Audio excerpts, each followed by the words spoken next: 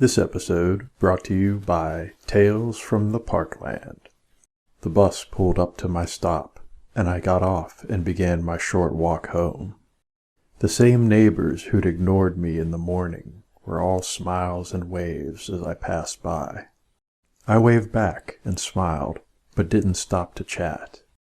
I'd commented to my wife a few days earlier how strange our neighborhood seemed, but she'd told me it was all in my imagination. It's time for the Post-Mortem Report, with your hosts Ronald McGillvray and Michael Schotter. Each month, these sultans of speculative fiction take a break from bending reality to ask one burning question. What cool stuff got buried in the social media graveyard while people were busy yelling at each other? Well, there's only one way to find out, so let's dig into it. Hello, everybody, and welcome to the Post-Mortem Report. I'm your co-host, Michael Schotter. And I'm Ronald McGillvray. Welcome to episode 16, and our second episode of our new season with fancy author spotlights. Oh, you're just wanting to jump right onto the author spotlight, are we? Oh. Well, we gotta get through some stuff before we get to that. But alrighty. I don't blame you for your anticipation. I think people are pretty excited to see who our next victim is going to be. There you go. Maybe. I just want to show that enthusiasm that everyone expects from me. Bringing the A game. There A for enthusiasm. you go. Yeah. Nice. So what's been happening in your neck of the woods lately? Not a lot, actually. It's No? it's been nothing. Well, stuff's been happening, but nothing horrendous. No big, huge storms. No snow yet, which is always good. Yeah. My internet hasn't collapsed, so that's good. I don't know if we talked about the last time that we're both on Bluesky now. Oh, yes, that is a thing. Yeah, I actually have to thank you for giving me the hookup on that, because as we all know, Bluesky has that invite only sort of status at the moment. So you only get to be on there if somebody deems you worthy. And apparently I am worthy, according to Mr. McGillvray here. So thanks for that. Yeah. So if you're watching this, you're on Bluesky. Look us up. Yeah, Nobody else is. I was going to say the thing that I find funny about that one is because of the whole exclusivity thing, there's really not a ton of people on there who aren't other creatives, right? Who aren't, trying to sort of hawk and push their own wares. So that's kind of an interesting phenomenon, right? You got a bunch of people who all are looking for people to respond to their things, but there's really not a lot of people on there to do a lot of responding at the moment. Yeah. It's kind of it's almost like a way station right now, with all the fears of other social media things and the possibility of imploding. So everyone's kind of setting up base elsewhere as like backup plans. Yeah. Because I've been getting the friends requests and stuff, and I'm building sort of a following, but it's those people, no one's posting. It's like, or they'll post a hi, I'm here, but I don't see a lot of regular postings, but there's certain people that I'll see that that are like posting 70,000 times a day. Yeah. I'm just like, whatever. But it's definitely a different vibe than, say, for example, Threads that we talked about in the last episode, right? It feels very different there than that does. It is just a beta thing too, so it's all kind of fresh and new. But it's interesting. We'll see how it goes. But yeah, I would imagine at some point they're going to have to drop that invite only criteria just to get more people in there. And I think that's when you might see that thing really take off. But I'm not really quite sure what their end game is or how they're planning to do that. So it's definitely going to be interesting to see that unfold. But yeah, well, in a similar fashion to last episode, I guess we can transition out of social media updates and into writing updates if you would care to do so. I know I have a few things to talk about this time. Sure. Such as, yeah, go ahead. Or do you want me to go? I was gonna say there's something happening here on the screen that There people you might go. find interesting. Yes. Yeah. So this is the cover for my next book, which will be coming out in hardcover and paperback in early January of next year, and as an ebook at the beginning of February. So by the time you all see this episode, you should actually be able to pre-order said ebook on Amazon.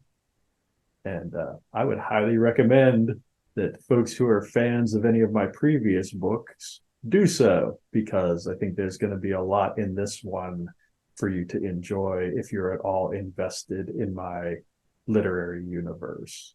And that's all I'm going to say about that for now. But I will this one, sorry, this isn't a short story anthology though, right? Yeah, so the structure of this one is a little bit different than anything I've done previously. So basically, it's a novella and some shorter works. So a novelette and some shorter stories. And that actually has something to do with the title, which I'll elaborate on more in the future. But this is a bit of a different sort of style of storytelling that I've done previously. Just because of the way the stories are structured, but in sort of traditional form, and as people have kind of come to expect from my stuff at this point, all of these stories relate to each other, and of course relate to the bigger overarching universe that all my stuff takes place in. So, cool.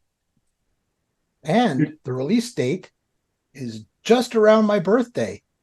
Yes. So what a perfect birthday gift that would be.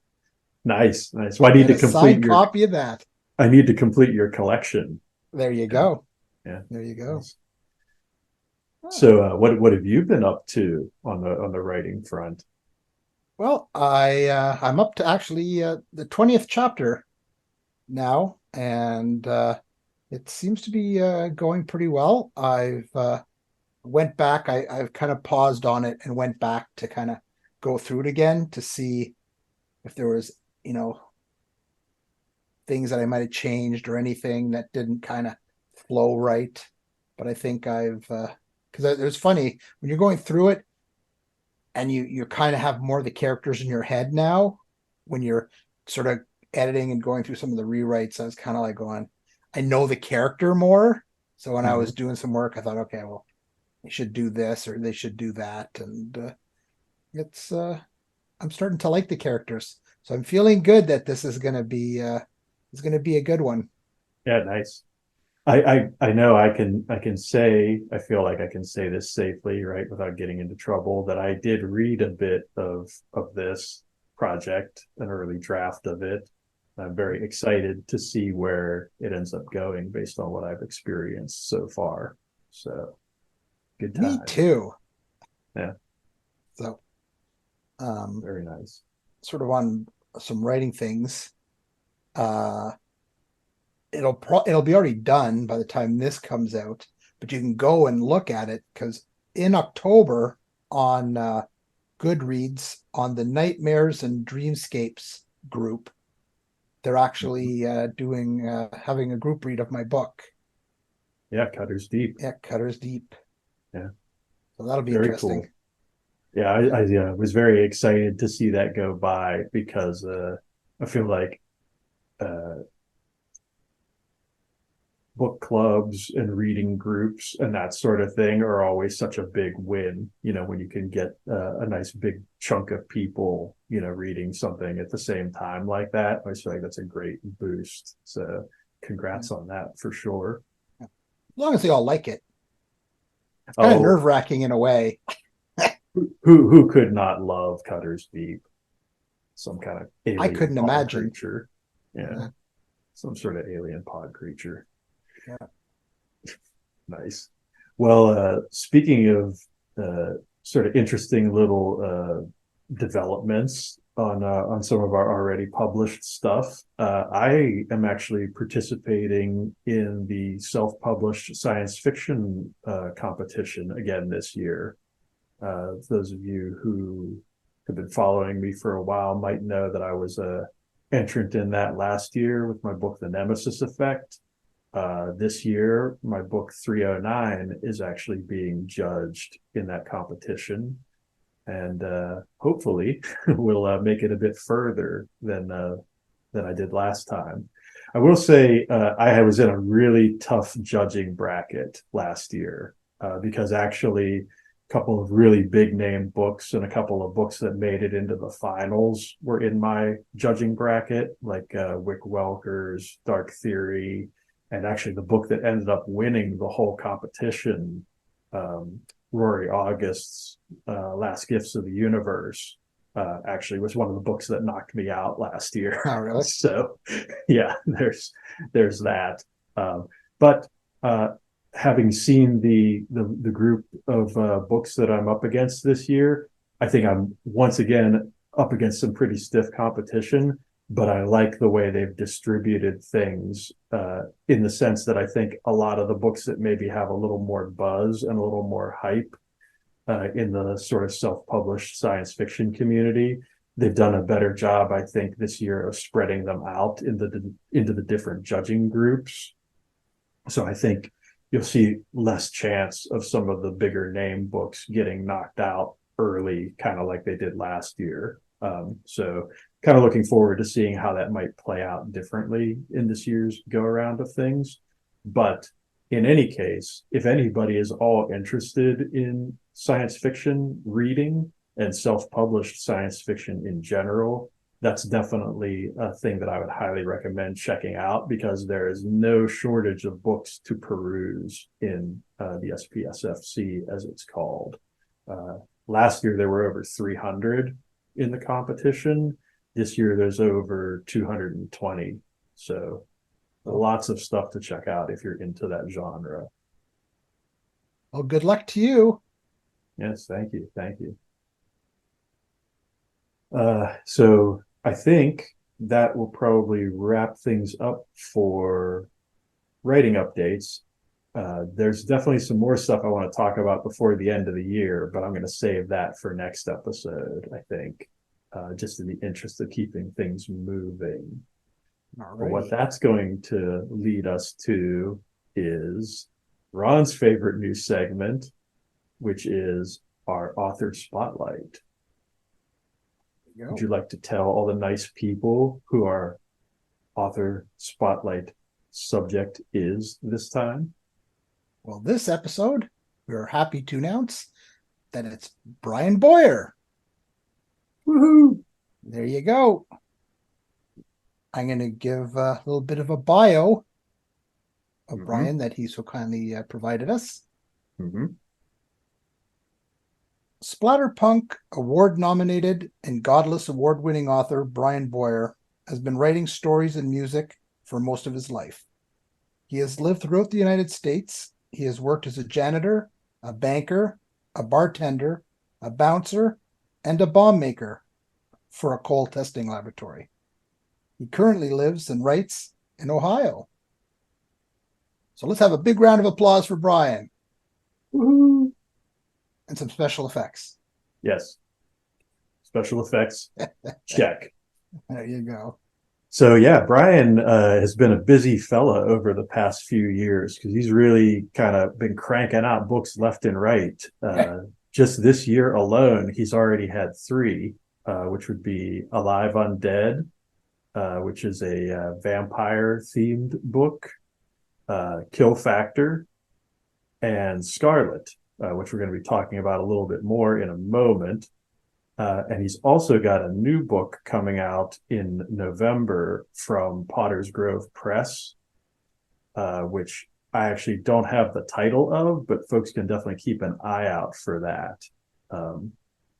But we've talked about Brian on the show several times in the birthday segment that we used to do, and talking specifically about his books, Sinister Mix back in episode 15 and Alive Undead in episode 9. So if you want to know more about those two books specifically, definitely go back and check out those episodes where we go into some pretty serious detail about both of those. But I know you've actually read a few of his books, and in fact, one that I haven't read, which is Autumn Gothic. Yeah. A different kind of take on the haunted house. Yeah. Yeah, I believe from what I read about the blurb of that book, there's like some sort of cross-country road trip aspect to it too, which sounded very intriguing. That's always, I think, a good mechanism for, getting to cover a lot of territory in a book and getting to change scenes and settings a lot, kind of mix things up. And it has that frenetic pacing that Brian's known for. I really liked Autumn Gothic. It was a really good read. Yeah, nice. I definitely have been considering that one. I think I have something else in mind for my next read from him, which I will not divulge at this point. But that one's definitely on my radar as well. But speaking of things that should be on people's radar, why don't you talk a little bit about his latest release, which is Scarlet, and give the people a little info on that? I would be more than happy to. Here's a little blurb from Scarlet, which is a horror novelette. I'm sure everyone's already checked it out, but here we go. Scarlet. A serial killer uses the blood of his victims to make art. A haunting painting made with the blood of a murdered child tells its owner that artist is planning another painting. From Brian Bowyer, author of Flesh Rehearsal, Autumn Gothic, Sinister Mix, and more, comes a dark novelette that will linger in your mind long after you've turned off the light. Nice. Yeah. Nice. Going back to actually when I was reading it, when they were talking about author of and Sinister Mix. Sinister Mix was one of the first things that I read by him, and there was a story in it, and I'm not even going to really say what happens because that would kind of ruin it, but it actually really haunted me for a long time. And I mean, I've pretty well read and seen it all, but this one story, it just took me aback. And that started the whole thing for me with Brian. Yeah. I know for sure there was a couple of stories in that book that I've definitely thought about several times since I read it. And like I said before, we talked about that a bit more extensively in episode 15. So I won't repeat what I said in that episode here, but definitely go back and check that one out if you're at all interested in that book, because I think we did a pretty good job breaking that one down last episode. But the other thing I would say is if you're at all interested in checking out Brian and his stuff, you can find him on his preferred social media platform, which is Twitter or X or whatever they're calling it this week. He is B Bowyer Author. That's Bowyer author on there. And now, unfortunately, or fortunately, depending on one's point of view, it's time for another thing that's become somewhat of an inevitability in this particular situation. Would you like to tell the people what's coming next, Ron? Yes, I would. It's time for the Wheel of Death. Excellent. Oh, there it is in all its snazziness. There you go. There it is in all its snazziness. Okay, well, I don't think there's anything to do but give this bad boy a spin and see what is about to befall Mr. Bowyer. Spin that wheel, Michael. Spin the wheel. Spin the wheel. Ooh. Slowing down. Uh-oh. Uh-oh. Oh. Well, here's the thing. We've already had a very impressive explosion, which, if you haven't seen last episode, I think you should go and visit that one. I think we can do something a little different here for Brian. Let's give this thing another whirl, shall we? Spin it again. It's just like Brian's original works. We should be giving him an original death. I concur. Oh, very nice. I think this was a quality move. I think Brian is very excited about Spikes. Who doesn't? I mean, who isn't Spikes. excited about Spikes, really? There you go. So, brace yourself. 3, 2, 1. Oh! Well, Oh my. all good things must come to an end. That was a bit much. It's okay though. It'll be Clean fine. up in aisle 2. Can we have a clean up in aisle 2? Fine.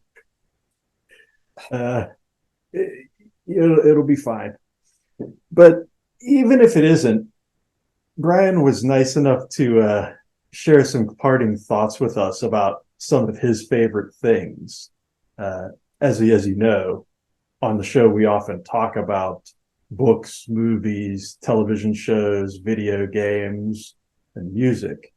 And here on this lovely tombstone, which we have, Brian has decided to share some of his favorites with us, which we will now share with you. So, rest in peace, Brian Bowyer. See, I took it back. You couldn't have it. All right. So, having said all of that, let's transition into one of our old school segments, which we know everybody's super excited for, which is books. So what have you been reading lately, Mr. McGillvray? Well, I just finished Beneath by Lee Richmond.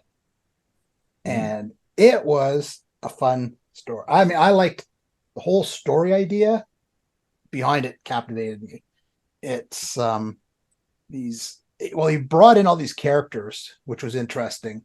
And you see sort of backstories and what they're doing, and they all end up underground on a subway. And something happens, and no one knows if it's catastrophic or not, but something happens above that causes the whole subway to come to a halt. And then everything kind of goes crazy. Yeah, nice. And these people have to decide. And then they've got to contend with problems below, with the uncertainty of what exactly it is that's above. Mm-hmm. And it was fast paced. I mean, I whipped through it pretty quickly, and I really enjoyed it. Nice. So Beneath by Lee Richmond, good read. Yeah, nice. I haven't read any of his stuff other than the story that he had in that Screaming for Peace anthology that he put together that you were in. But I definitely remember that story sticking out and standing out for me, and kind of making me think, I might want to check some more of his stuff out at some point. So good to hear that you enjoyed that one. That might put that one on my radar a little bit. Yeah. Lee's got his style. It's very readable to me. Certain things that I kind of gravitate towards when I pick up, and he's just got a style that I like. So yeah, nice. Very cool. Well, so if you haven't picked up any Lee Richmonds, someone should go get out there and pick them up. Yes. Pick them up, bring it down, Beneath. You think very good. I try. I'm here for you. So speaking of people's styles that we like, I am actually going to pitch it back to past Michael and Ron, and we're going to talk about a book that we recorded last episode, but ended up cutting for time because the episode was getting kind of long. And so we're going to show you that book now through the magic of editing. Speaking of cool things that you can find on Amazon, I was going to talk about another book that I recently read, which is A Pantheon of Thieves and Other Weird Tales, which is actually my second Coy Hall book, because those of you who watch the show will note that The Hangman Feeds the Jackal was my favorite book of last year. So I was very much looking forward to and eagerly anticipating this new short story collection from Coy. And I was not disappointed. It was very good, very, very cool, clever stories, very, as usual with his writings, very dripping with historical anecdotes and factoids and little tidbits, which I think is something that he does very consistently, that he's very good at, and is kind of unique to him, and kind of tends to give his stuff a unique flair and flavor to it. And I think that's really especially on display in this book, because a lot of the stories are period pieces that are set in very specific time periods and locales, and leverage a lot of historical references very heavily and to good effect. The only kind of somewhat critique I might level against this book, and I think this is going to be the sort of thing that's going to be different for different types of readers. Some people may not be bothered by this at all, is that some of the stories were a little bit, I would almost say, skeletal, to the point where I really wanted more from a lot of them, where it's oh, that's a really great hook or a really great premise, but then the story just kind of ended, or didn't really go as far as I was hoping it would go with certain things. But I think another way to flip that would be to say, well, it gives you a lot to ponder, or a lot to speculate on, or think about what might not be there on the page. And I will say, even those stories that weren't super fleshed out or long or detailed, there was enough there to be satisfying. It's funny, right? Because for me, my biggest complaint about this book, honestly, is that there's not more of it, which I guess is probably the best criticism / compliment you can give a book, in a way. But definitely enjoyed it. Definitely would recommend it. I would definitely say, if you're looking for a super really in-depth, elaborate, longer kind of story, Hangman Feeds the Jackal would probably still be the book I'd recommend people start with him. But if you're looking for more, or if you're looking to just kind of sample his style and get a sense of it, I think Pantheon of Thieves would be a good place to start as well. Another fine writer. Indeed. Yeah, that's impressive. I try. So yeah. One other thing I wanted to talk about before we wrap this section up is another book that I mentioned whenever I was recording a podcast that I appeared on recently, which was the So What Are You Reading podcast, which actually Mr. McGillvray here has also been on that podcast. So you could go check out that episode too, if you so desired. But on the episode where I was featured, I mentioned the fact that I had recently read Everything the Darkness Eats by Eric LaRocca. And I definitely wanted to talk about that book for at least a minute here, because I did think it was very interesting. It was actually one of the books that I got in my swag bag at StokerCon. There was a few books that we got sort of for free as part of our attendance bag at the convention. And I definitely wanted to check those out. And this was the first one that I got around to. And I definitely enjoyed it and thought it was really interesting, but it was also definitely a little bit outside the norm of what I would normally read. So I kind of ended up having some mixed feelings about certain aspects of it, which I talk about more extensively in my reviews for the book that I've posted everywhere. But I would say in general, if you're a fan of cosmic horror, or if you're a fan of horror books that have sort of a unique or novel premise to them and kind of go in some unexpected and different directions with that, that might be one to check out. And there's definitely, I think, some very strong elements to the book and some things that stuck in my head long after I finished reading it, and kind of left me contemplating aspects of it long after I kind of hit the end of the book. So definitely wanted to give it a shout out, quick mention. And like I said, check out my reviews for the gory details if you want to know more about my specific likes and dislikes for that one. Very good. So, having said all of that, let's go ahead and move on to another frequent topic of ours, which is movies. And you, sir, kind of got me to go down a bit of a rabbit hole with this one. You want to tell everybody what you watched recently? Well, this isn't one I normally even talk about, but there were some interesting aspects of it. And this movie is the new incarnation of Flash. Mm-hmm. Now, I know there's a lot of controversy around the Flash because, of course, the whole Ezra Miller debacle, as one might say. Thing. Yes. Yeah. Yeah. And but I mean,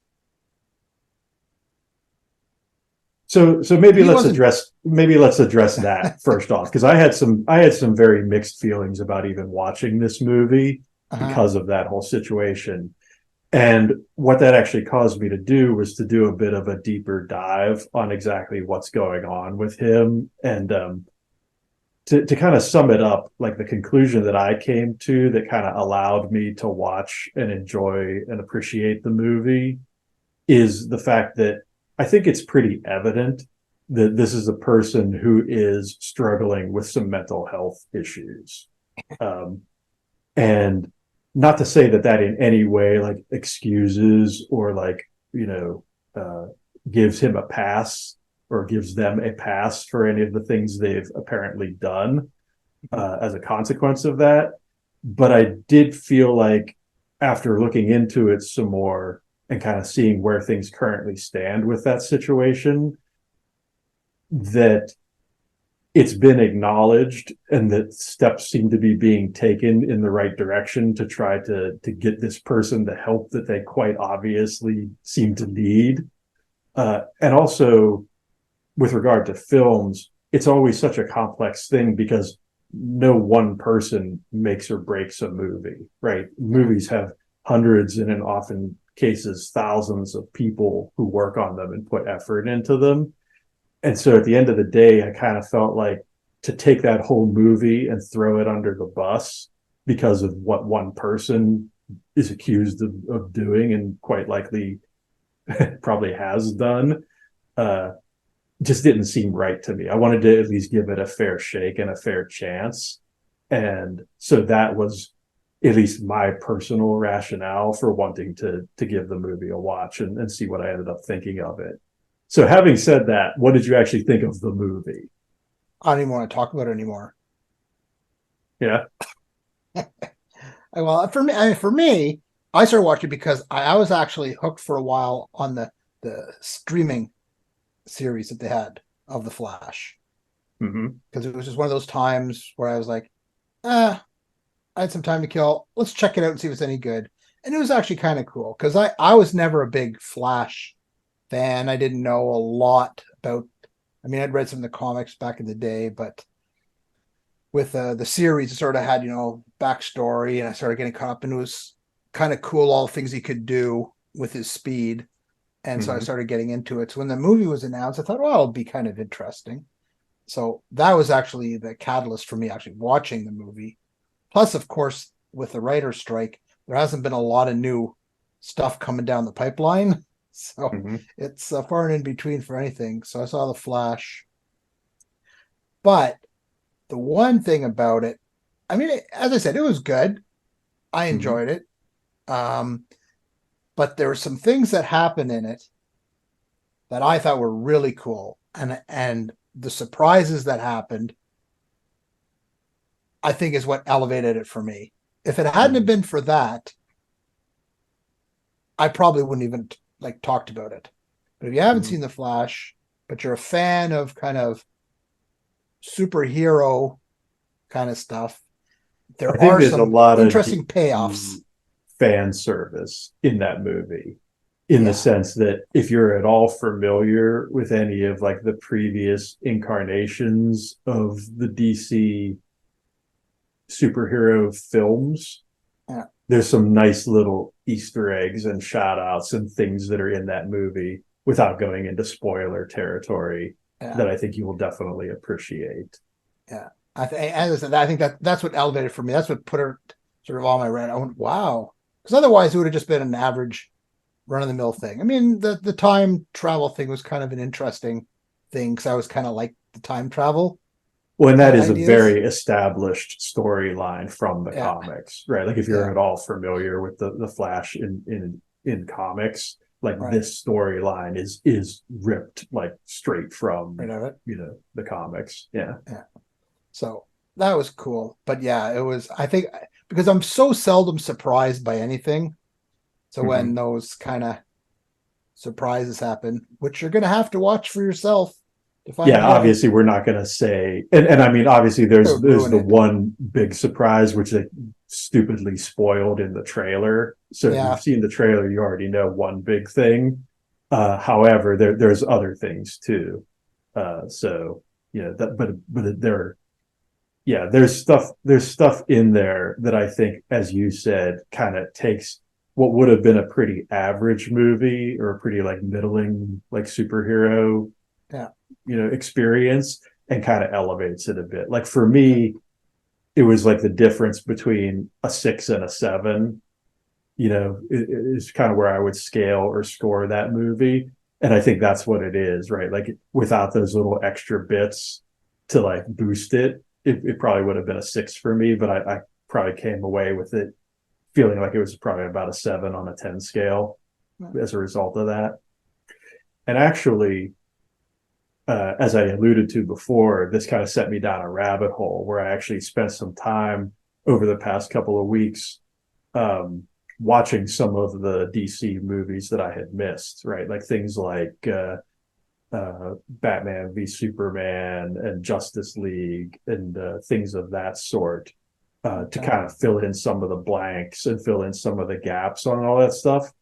And that was kind of a consistent theme for me in my viewing experience with all those movies. Was I kind of feel like a lot of that modern DC stuff kind of falls into like that 6 or 7 on a 10 scale wheelhouse. And so I was actually kind of pleasantly surprised with how entertaining some of those movies ended up being, because I had kind of expected them to not be so great. And maybe those tempered expectations kind of helped my enjoyment of them.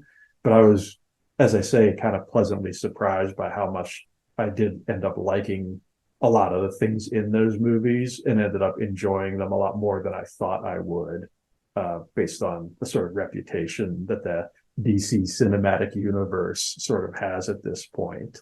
So I thought that was kind of interesting. Yeah, I like them. I like all the superhero kind of things. I kind of got caught up in them back when they came out. Always fun. Yeah, it's something we haven't really discussed on the show previously, because we've done a lot of horror stuff and a lot of science fiction stuff, but we haven't really talked superhero stuff very much. So maybe that's something that'll come up again at some point in the future, because I know we've certainly both been exposed to plenty of that throughout our lives. So it is a fertile topic that we haven't really delved into very much. There you go. Something to look forward to. Yep. Well, while you and the audience look forward, I am going to look back for my movie pick because I like to occasionally dust off classics. The kind of the films that for me were sort of formative in my thinking about certain genres and certain concepts, and just stuff that kind of got ingrained into me in my youth, when I was at a very critical age.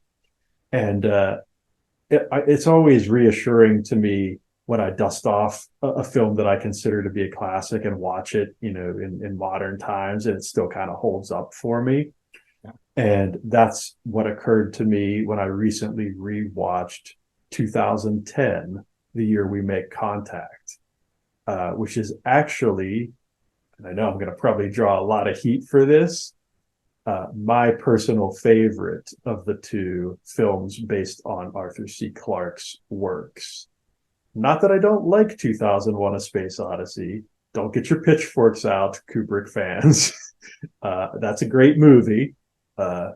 However, 2010 for me has always been the more rewatchable movie, the one that I kind of find myself coming back to and wanting to experience repeatedly.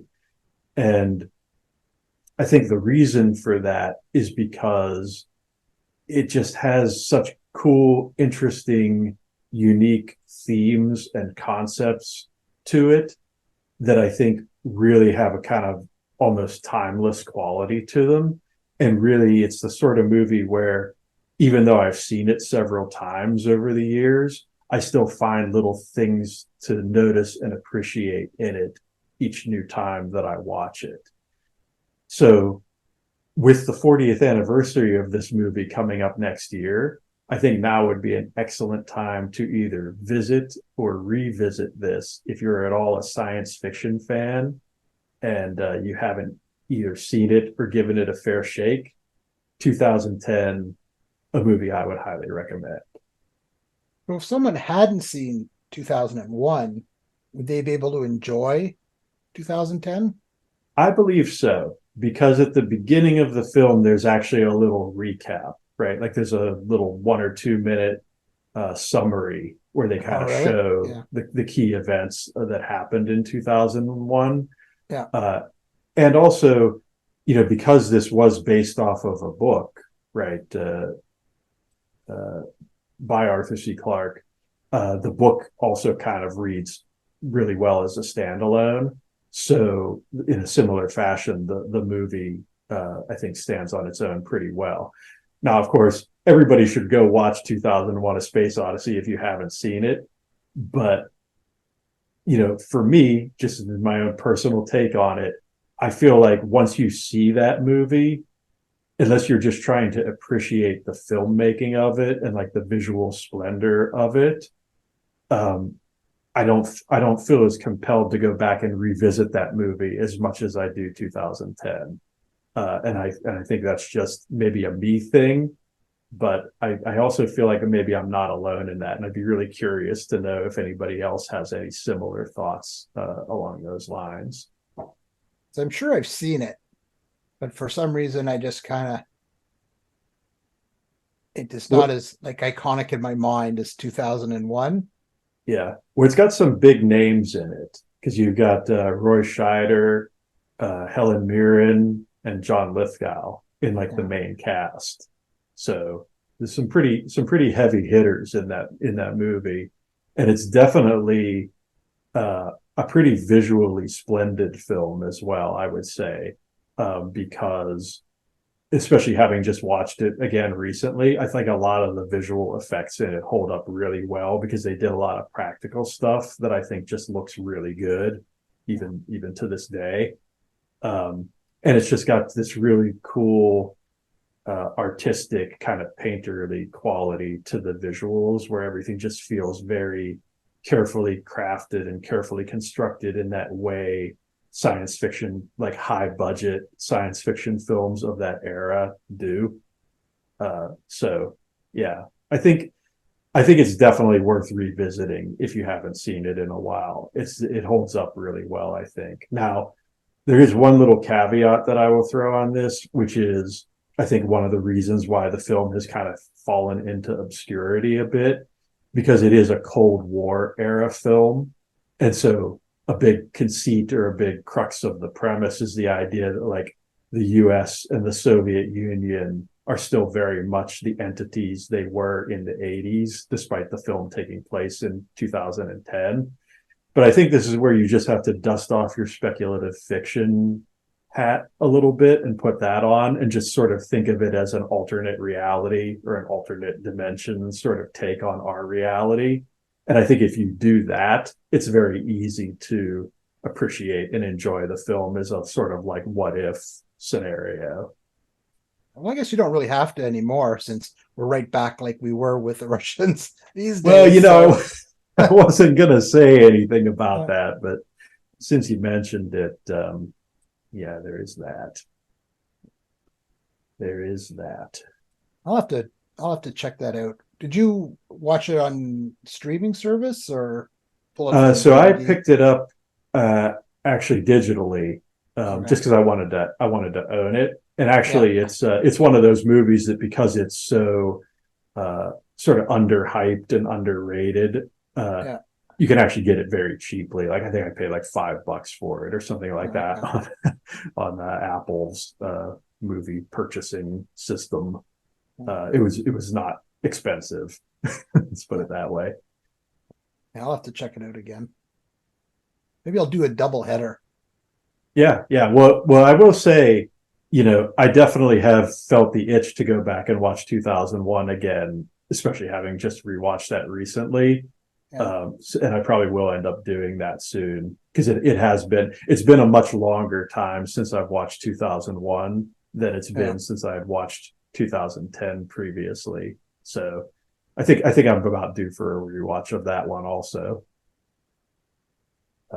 But speaking of new and old experiences, let's shift gears a little bit and talk about music. Because you did something very exciting recently that I'm a little bit jelly of. Yep. I left my house. I actually went outside to participate in something. Went to, I don't know when the last time I went to a concert was, but Peter Gabriel came to town, former frontman for Genesis. Mm-hmm. And we sort of thought about it and I said, I want to see him. And I mean, I like all his stuff, but I also knew that he was kind of an older gentleman and I was not sure what kind of a performance it was going to be, but he blew me away. It was such a good concert. All the songs, he played a lot of songs from his new album. And I know some people in the audience, I think all just wanted to hear hits. Mm-hmm. You know, they want to hear Sledgehammer over and over and over, you know, on a loop kind of thing. So nice. Nice. I was really into all the new stuff, and the sound was unbelievable. He had a great band behind him, and his voice was great, and he was in super good shape. So I mean, I knew I was going to like it just because I liked the music and I liked the man, but you know, I was bracing myself for, you know, that it might not be like the old days, but it was super good. Yeah, nice. Super good. Had you ever seen him live in any context previously? So not with Genesis, of course. But a long time ago. But I had seen him in his earlier solo stuff. Yeah, nice. I am a huge fan of his solo stuff for sure, and I will say I have listened to I think all of the singles now from that new album because they've actually been doing something really cool for those who aren't aware. His new album IO which is coming out later this year. It might actually be out by the time you folks see this. They've been releasing each of the songs from the album as a single each month of the year so far. So basically January, February, March, April, May, every month of this year, there's been a new Peter Gabriel single. And one of the things that's been interesting about that is they actually did two different versions of each song. So they have what they're calling the light side mix and the dark side mix of each song, which are actually very subtly differently mixed versions of the same song, where they kind of bring up certain elements of the music in the mix, or do certain vocal processing on his voice a little differently. And you really have to sit and listen to them almost back to back to really appreciate the subtle little differences in the different mixes. But I'm actually going to be really curious to find out which versions of these songs actually end up on the album, or if they actually do like a light side and a dark side mix of the album as a whole. So I thought that whole gimmick was actually really interesting, and it actually made me spend a lot more time listening to those songs than I probably would have otherwise, because I, wanted to really kind of dissect them and pick them apart and be like, okay, what is different about this mix of the song versus the other one? And so I thought that was kind of a clever thing that I haven't really seen done too much. The only other project I can even think of that did something similar was an album by one of my personal favorite bands, Hooverphonic, called No More Sweet Music, that did something similar, although in their case, the versions of the songs were like kind of radically different from each other. This is more subtle. This is more just like tweaking things on the mixing board in a way that's almost difficult to perceive unless you listen to the two different versions back to back. Well, I was listening to the Peter Gabriel playlist for quite a few days afterwards. Yeah, after nice. The concert, trying to relive the concert. So nice. Well, speaking of playlists, I actually wanted to mention something that I've been doing for the past several years. And actually, if you were to check out my latest playlist in this sort of series that I've been doing, you'll find a lot of Peter Gabriel songs on it because of these new ones coming out. But I actually have started this thing that I started way back in 2016, which is basically going onto Spotify and making playlists per year, and just kind of taking everything that I find musically that I find interesting and kind of sticking it onto those playlists regardless of genre, right? So you've literally got everything from like rock to reggae to hip hop to electronica to country to any genre under the sun can end up on these things. And they basically just become sort of my little historical point of reference for like what was happening in music that year. And having done it now for several years, this is like going on 7 years now that I've been doing it, I found it really interesting to go back and listen to some of the playlists from previous years and kind of remember like what was happening musically that year. And so I thought I'd mention it on the show. And I actually put a link in the show notes because all my Spotify playlists are public. So if anybody wants to go and check those out and kind of see what I have discovered musically over the past 6 or 7 years, maybe give those a listen. You might find something you like on them. Or be completely terrified and, suspect of my musical taste moving forward. Either way. There you go. Like, use me. Oh, good times. This about blew my toupee off. Oh, yes. Don't break the illusion. There you go. Well, speaking of illusions, that's something that you see on television all the time, because what is television if not a grand illusion akin to maybe something like Styx? Anyway, I digress. Sticking with the music topic. Yeah. Well, we've already talked about Styx several times on the show, So now we're going to talk about television. You want to let the All people right. know what you've been watching lately? Which you sucked Well, me into watching, at least the I'm first episode of.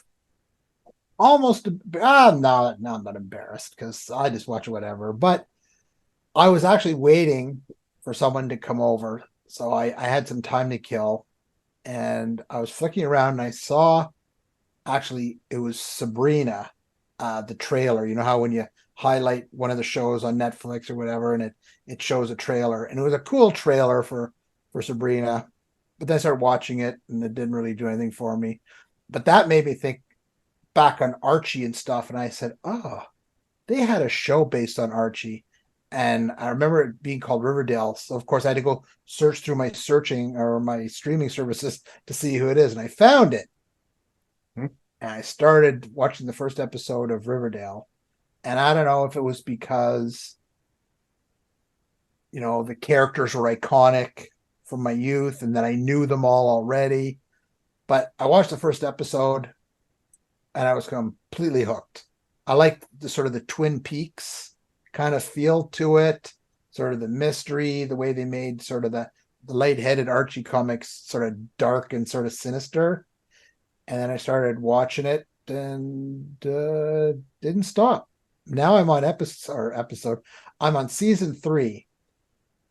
Now, Oh, yeah. there is. I Oh hear yes, season 3 is where things kind of go a little bonkers. Is that true? Things go bonkers in 2. All right. Yeah. But it's almost like a dark soap opera.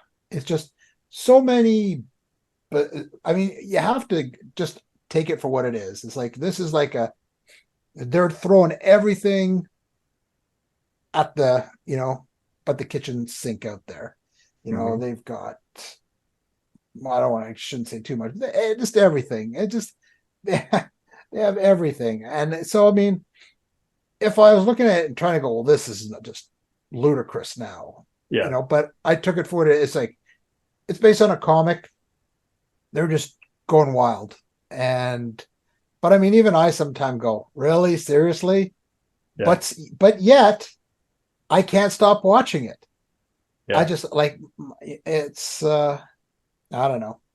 Well, As I said, love to throw out specific things, but if everyone's going to watch it or something, I ruin it. But it's just some of the things that happens. Just you just what? But yeah. Well, okay. So there's a phenomenon, right? Which I think is applicable in a bunch of different circumstances where something is so outlandish that it becomes entertaining by virtue of it being so outlandish. yeah, And I think like a good example of that is like professional wrestling, right? Where it's like, this is ridiculous. Intellectually, this is ridiculous. But yet if it's done well enough, or if it's done in an interesting or entertaining enough way, it can push your buttons, right? Yeah. And I think that's the thing about this show, at least from the one episode that I did watch, that I could see being like the hook or like the entertainment value in it, right? Because, obviously if you're familiar with the characters that they're riffing on, right, that's gonna hold your interest a little bit, at least from the beginning, because it's gonna be like, oh, what crazy weird spin or take did they put on this established known character from these old comic books, right? So that's one thing they get to play with in the beginning, and almost get like free attention from the viewer if you have that point of reference, right? But then what the show very quickly does is it establishes its own kind of tone and its own kind of vibe. It almost reminded me a little bit of like the Aaron Spelling shows that were popular back in the day, like a Beverly Hills 90210 or like a Melrose Place or that kind of vibe, but like way darker and way like more modern and way more like punchy than even those were. And then of course, playing off of the expectations that one who's familiar with the source material might have on top of that. So I don't know if me personally, it's something that I would continue to watch, but I definitely was intrigued by that first episode that I watched and could definitely understand why somebody could get super into it. And it could almost become like a guilty pleasure-ish sort of thing, right? Where you're just like, I want to see where this crazy roller coaster of madness takes me. Yeah. Well, it's like some other shows. If you watch it long enough, I wouldn't say you become invested in the characters, but they become very familiar. Mm-hmm. And it's like literally they could be all getting together and like painting a room. Mm-hmm. Now I wasn't a huge Friends fan. I mean, I saw some episodes, but I didn't really watch it at all. But I could see how, after a while they could just come on and whatever they did, people were just like, well, they like the characters and just do whatever. Yeah. I think with Riverdale, now that I'm in this mystical, season 3 that everybody talks about, where they usually drop out, is because it was all sort of the Twin Peaks mystery crime thing that they were doing, almost like a Hardy Boys or Nancy Drew thrown in as well. Mm-hmm. But now we've got kind of these horror elements coming in, where it's like supernatural stuff's happening. So I'm thinking a lot of people were just like, all right, it was getting pretty crazy with the crime stuff. Now we're like right out there with the supernatural stuff. I'm pulling the plug, hitting that parachute, and I'm bailing. Yeah. But not me. I want to see what's going on. Well, liking horror and stuff too. They just turned into your lane, basically. Yeah. Yeah. So now, well, it's interesting. I'll see what happens. Because I started thinking back how I first started watching Riverdale by seeing the trailer for Sabrina. And I'm thinking, okay, well, here is the supernatural aspect. Because I'm pretty sure Sabrina actually comes on Riverdale. Because I think Sabrina was a spin-off from Riverdale. I'm not exactly sure. But I was thinking, well, with all the supernatural stuff, Sabrina's probably going to make an appearance at some point. So I thought maybe that's lead in. And because I know that character, I thought, well, I have no problems with it. So the only problem is that it's 7 seasons and over like 20 episodes each season. That's commitment. It's so much time to put in. So, but that's where I'm at. So well, everybody's got their thing, right? Like everybody's got their thing. We've done a whole like guilty pleasures episode 7, if anybody hasn't seen it, where we talk about the things that we bond with that maybe aren't necessarily like the most hip or like culturally swinging things out there, but we love them anyway. And I think like I could definitely see this very easily becoming like a guilty pleasure-ish sort of thing for a lot of people, for sure. Well, I'm just hoping it doesn't really burn up and become like so ridiculous that go completely up. Well, I mean, if they made 7 seasons, somebody was watching it, right? Yeah. Enough to justify that. So although I've seen some shows go well past their prime too. So that. See, I didn't even realize, because Luke Perry's in it, and I didn't even realize he'd passed away. That shows how out of touch I am with the entertainment comings and goings, because it was my wife that actually told me. Yeah. So, well, how many episodes was he in? I don't know. Was season 3 still in it? Oh, well, he passed away. Like in real life? Said, yeah. And I was like, oh. So I didn't know. I had to look it up. But there's a lot of interesting characters that come on, people from past shows, like that you've seen in the past. So it's interesting. Yeah, it's good times for sure. Well, speaking of things that I personally really enjoy, but that might not be for everyone, let's talk for a minute about video games, and specifically a video game that I'm kind of into, but that I have to put a lot of qualifiers on as I describe it.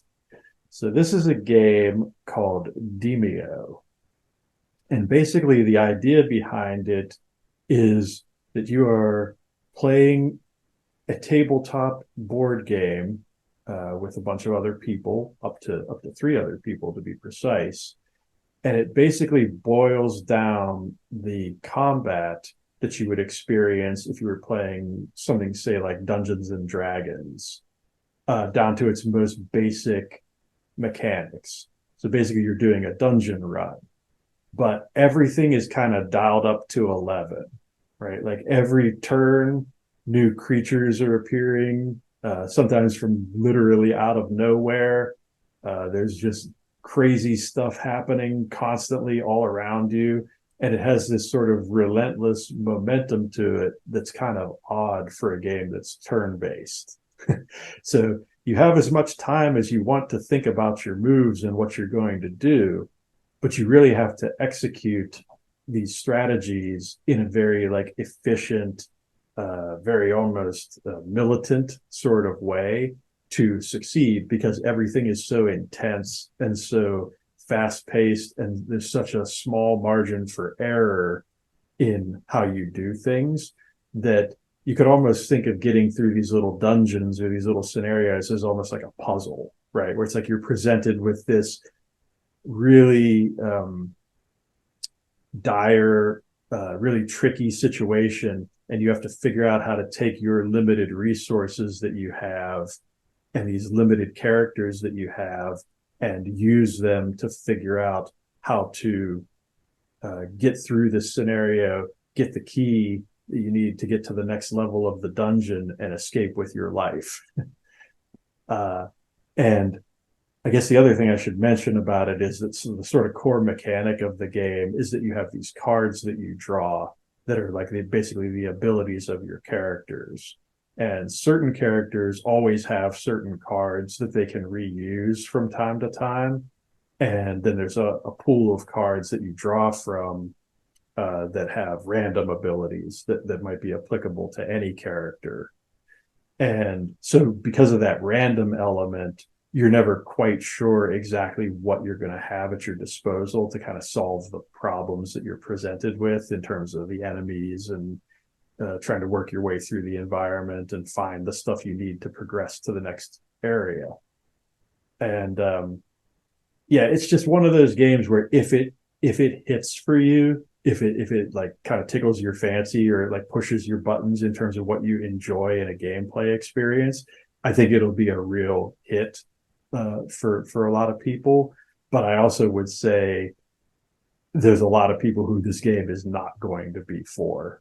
Right. It's if you're not into really challenging, really difficult, very like skinny your teeth sort of gameplay loops where it's like you're basically just trying to survive as opposed to like kind of dominating, right? Because in a lot of games, right, it's all about the power fantasy, right? It's all about just like wrecking stuff and then just slaughtering things and constantly making your characters better and just making the experience like that much more of a power fantasy, like the further you get into it. This game, you're basically getting kicked in the teeth constantly, and it's how long can you survive that? Like can you succeed despite all of the things that are working against you to still accomplish the ultimate goal? So when it's your turn and you come up with your plan and you kind of hit the go or whatever, is it become like sort of an animated sequence where you see it unfold what your plan is, or are you moving everything as it goes? So you move each piece individually, and there's actually a movement order, right? Okay. So depending on which character you're playing, you'll move in a different order. And then once all of the player controlled characters move, all of the monsters kind of move simultaneously, so that the players have their designated order that they go in, and then when all the players have finished moving, all the monsters move together. Okay, so it's kind of like when I played my Gettysburg turn-based games. Yeah, there's definitely a lot of games that like have like a similar motif in how they function. But yeah, it's one of those games where I'd almost suggest just going and checking out like some videos of it and kind of trying to get a feel for it that way. Because I think for me, when I first saw this game in action, I knew right away that it was a game I wanted to play, right? Like I saw everything I needed to see in the trailer to tell me that it was going to be right up my alley. And so there wasn't a lot of surprise to it, right? Like I kind of knew what I was getting into almost from the very beginning. That's not to say that there aren't elements of it that weren't surprising, because there definitely are. But I think like the core fundamental premise of the game is presented very well in like the trailers and stuff, and the stuff that the publisher has kind of provided to kind of show people what the game is about. So I think if you do go and check that stuff out, you should get a pretty good idea very quickly as to whether or not it's something you'd actually be interested in playing. But well, funny that you should mention that, because as soon as you started talking and saying that it was, based on sort of like a board game scenario, I'm going to do a callback to our TV segment. In the new season 3 of Riverdale, the whole storyline is based on this cursed board game that's kind of like DEMEO. As when you were describing it, I thought, oh my God, it's just like the new season of Riverdale, where they're really funny doing it. And it's like a thing that's been kind of hidden away because the new Riverdale characters are doing it, but it ends up that they had the same kind of horrors the generation before with the parents who had it's just like a Jumanji situation. Yeah, in a way, it's just, I don't know. That's why I guess I didn't hate it as much. I thought it was kind of interesting, but I mean, as silly as some things are. But when you were talking about the board game, I thought, wow, what a coincidence. Talking about a board game, and that's what happened in Riverdale in season 3. And I think that's why a lot of people bailed, because it was just like, well, now there's this haunted board game thing with the game master who's like supernatural. Anyways, that's hilarious. Yeah. Well, yeah, and we can't even plan something like that. See, that just happened on its own. It's just the way things are. I'm trying to entice you to continue watching right until season 3. I won't promise. I won't promise anything, because I have been a busy fella lately. I've definitely been trying to make more me time lately to do things like watch TV and movies and stuff like that, because I've definitely been redlining it quite a bit this year with like projects and stuff like that. So I might be coerced or convinced to do something kind of mindless, like watch 3 seasons of a TV show, but I'm not going to promise. I don't want to be on the record. Yeah. I found with me, I guess what made it easier for me to do it was there was a couple days when I came home after work and I was just like, my brain was numb. And I was just like, I don't even want to talk to anyone. I just want to like lie here on the couch and just watch.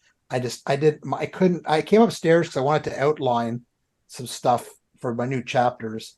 And I put down a few things, but I just could not seem to get myself motivated to do anything. And I knew it was just because I was drained from having to work out issues that were happening at work. And so I said, I just gotta watch something to take my mind off it. And what better thing than Riverdale? Just like mindless fun. And that's how I started. And they do it like the old style, like 40s and 50s movies, where it's like a cliffhanger or on each episode. That's what it's like. It's like, oh, I got to stay up. I want to see like this is happening. What's going to happen next? So they do hook you that way too. But nice. Wow. Nice. Good times. Good times. Always on the Postmortem Report.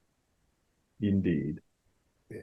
Well, I think that is going to bring us to the end of our latest episode. But look forward to next episode, which will actually be our final episode of 2023. How crazy is that? Time flies. And a big thanks to Brian Bowyer and Armand for being our first 2 test subjects on our author spotlight. Yes, Really very appreciate much it. appreciated their prompt and thorough responses to our inquiries. So everybody should be going out, checking out their social media things, liking their comments and posts, buying their books, and of course, liking and commenting our episode. Do all of the things. All the things that Ron just said. Do all of the things. And you'll be rewarded when Santa comes in just months away. Santa may or may not show up based on your actions. Just Exactly. throw that out there. You don't want to Covering be our on the butts. naughty list. No. You might wake up with a bag over your head and you'll end up in Riverdale. Oh my. Spoilers. I'm not saying I could have just made that up, but maybe that happens. I don't know. Actually, there's nothing I could say that really, because literally I've only seen up into like season 3, and I'm only like a third of the way through that. And literally anything that's ever happened in a movie has pretty well happened in this show. Nice. So yeah, it's pretty crazy. All righty.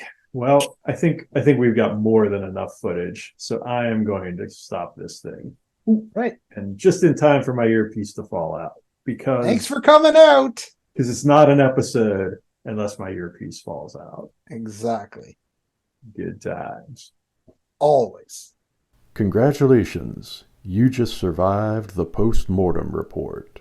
For more information about the show, the hosts, or the things they talked about, visit our official website at postmortemreport.com.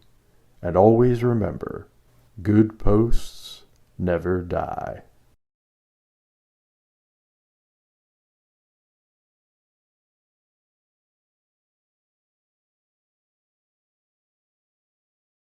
Hello, everybody, and welcome to the Post-Mortem Report. I'm your co-host, Michael Schotter. I'm Ron. I goofed it all up. Can't even say my own name. Good times. Who is this imposter? You want to try that again? I'll give you the full lead in. You can add that onto the end of the video. Yes, that'll be part of our blooper reel. I'm a professional. Yes, we're total professionals. There we go. Okay, trying to get my angle right here so my shoulder's not cutting off the book cover. Okay, let's try that again. All righty. With feeling. Okay,